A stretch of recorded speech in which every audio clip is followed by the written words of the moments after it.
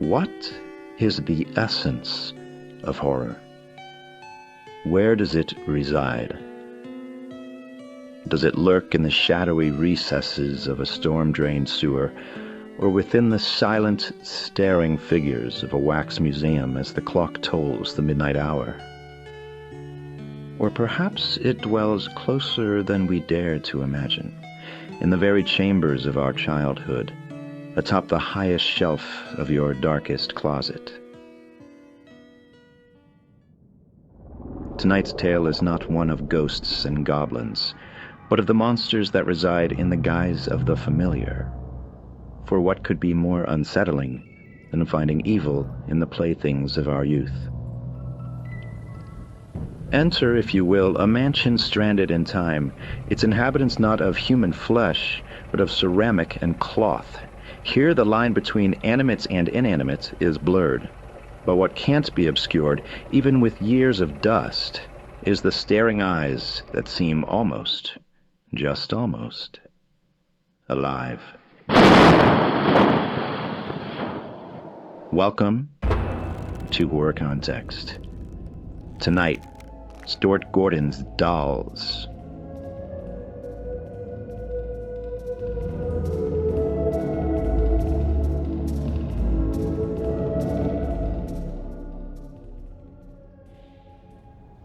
There exists a peculiar gallery of fears that have, decade after decade, etched themselves into our collective nightmare. These are the fears that reside in the almost human. Puppets, medicants, dolls. Objects that, by nature's laws, should not live, yet part of us cannot shake the feeling that they just might. Our story begins in the year 1940.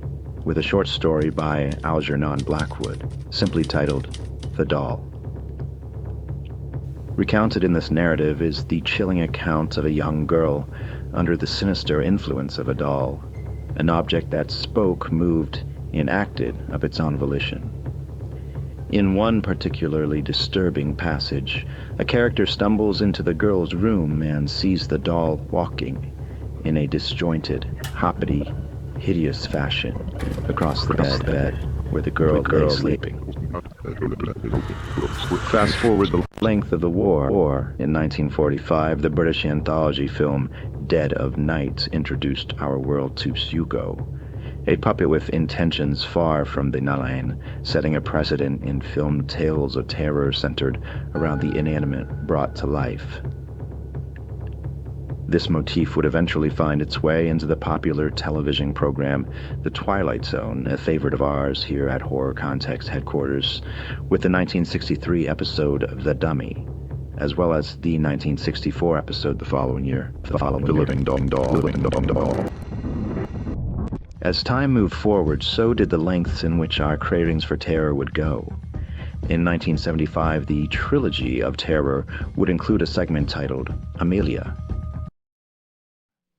in which a particularly murderous Zuni fetish doll spent much of the segment trying to cut her throat.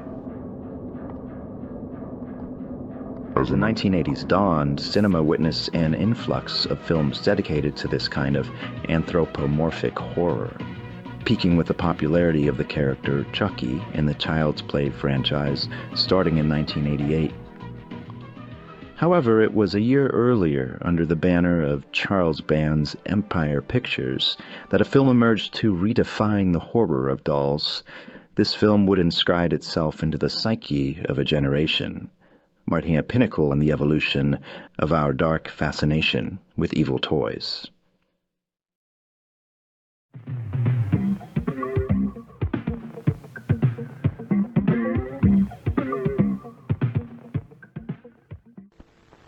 This is the setting of Dolls, a remote corner of the English countryside that's, well, actually a soundstage in Rome, but don't worry about that.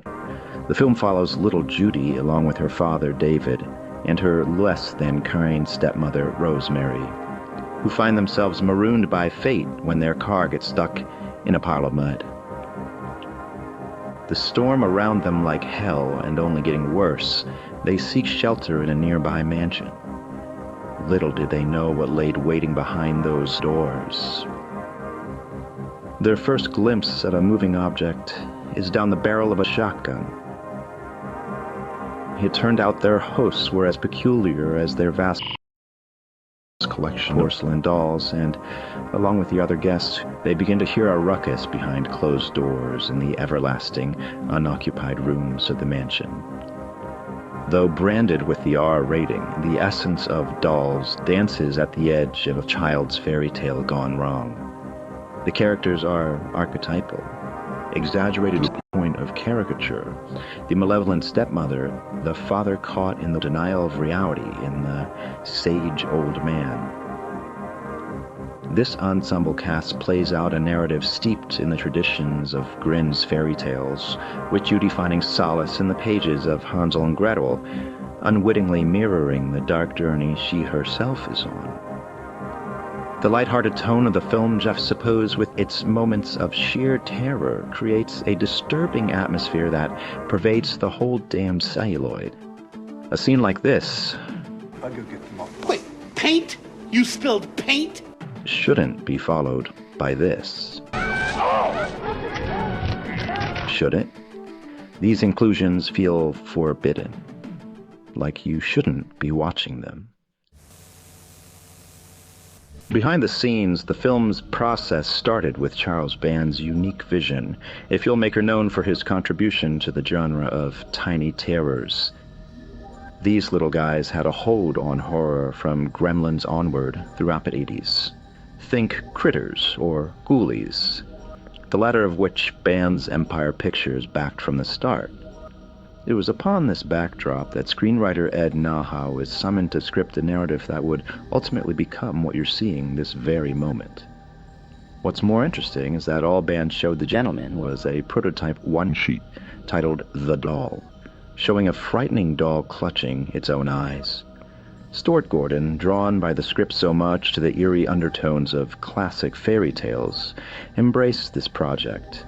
Gordon also had a frightening experience with dolls in college, where he was once trapped in a third floor of the Historical Society building after close at the University of Wisconsin, where hundreds of porcelain dolls were displayed.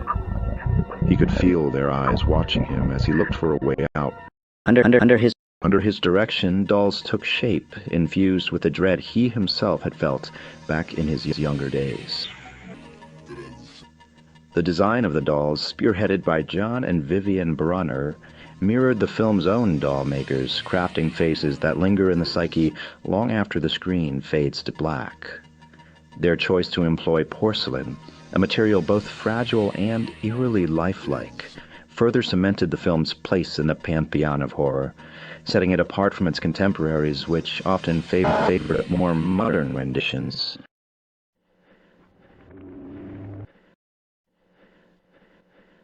Within the pages of The Philosophy of Horror, Noel Carroll delves into the concept of art horror, painting it as an emotional tempest stirred by entities that not only threaten our understanding, but also transgress the sanctity of natural law.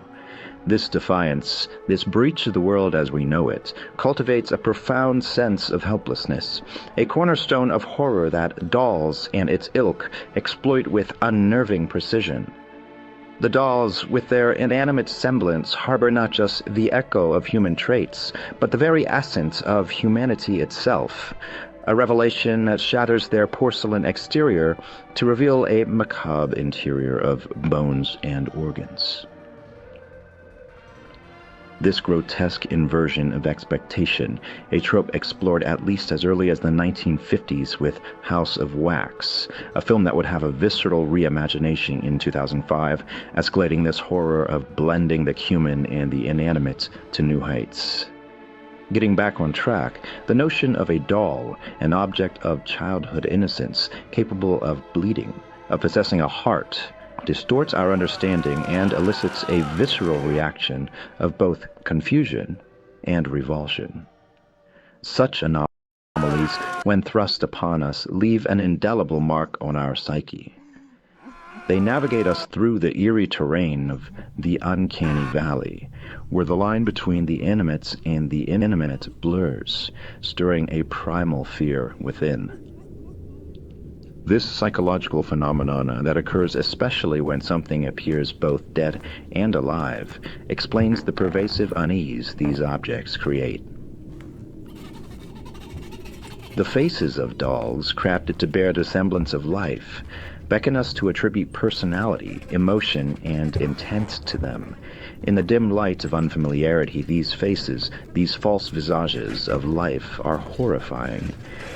This fear, as Stuart Gordon once experienced, can transform the stillness of a room filled with dolls into a room filled with hundreds of untrustworthy eyes, and who knows why they were keeping their sentience a secret? Who knows what they'll do if you found out?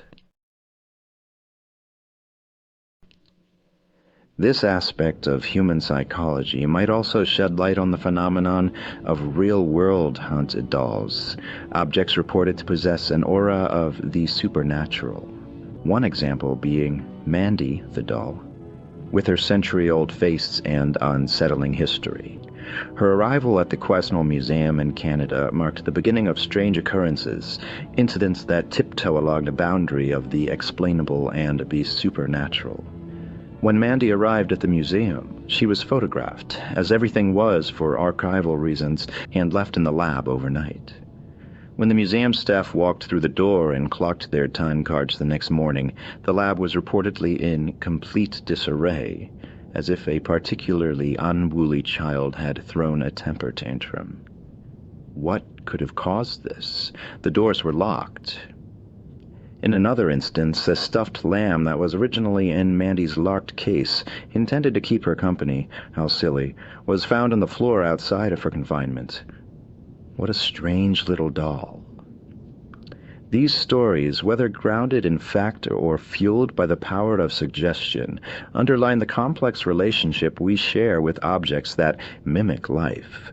Dolls, with their painted eyes and silent stares, occupy a space between the known and the unknown, often becoming vessels for our deepest fears and curiosities.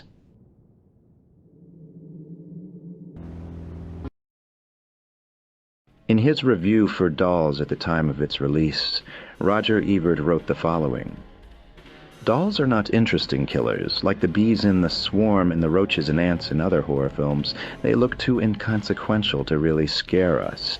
Even when they're drawing up into their cheap little ranks and shooting volleys of toy bullets into their victims, they look like they're playing. Gordon works the material for laughs. We get clever dialogue and double meanings, puns and arch understatements, but so what if we don't care about the dolls? The haunted house looks magnificent, but so what if it's not haunted by great and frightening creatures? At some point, Dolls remains only an idea, a concept. It doesn't become an engine to shock and involve us." This perspective, while it may be valid for some, overlooks the personal nature of fear. To some, the mere buzz of a bee or the scuttle of a beetle sends shivers down the spine. Horror does not discriminate by size or scale. It taps into the individual and porous mind, finding the unique crevices where fear resides. Dolls, and films of the same vein, challenge this notion. The film, with its blend of whimsy and darkness, asks us to consider what truly frightens us. Is it the eerie stillness of a doll's gaze, or the unsettling possibility of unseen life within? Horror, much like beauty, lies in the eye of the beholder. The fear elicited by these seemingly innocent objects, their porcelain faces eerily still and eyes that might just follow you into your dreams, speaks to a deeper and more instinctual part of our psyche.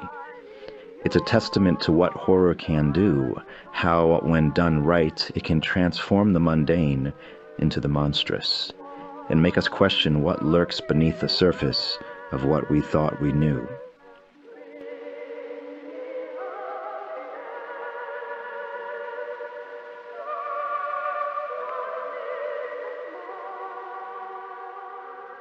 As we conclude tonight's journey, let us carry with us the lesson that fear, in its myriad forms, is a testament to the human condition, It is the shared heartbeat of our collective imaginations, pulsing in the dark, reminding us that sometimes the smallest things hold the greatest power to disturb. Thank you for joining me in this exploration of the uncanny. Until we meet again, remember, the world is full of dark shit, waiting to be feared and understood. Thanks for watching.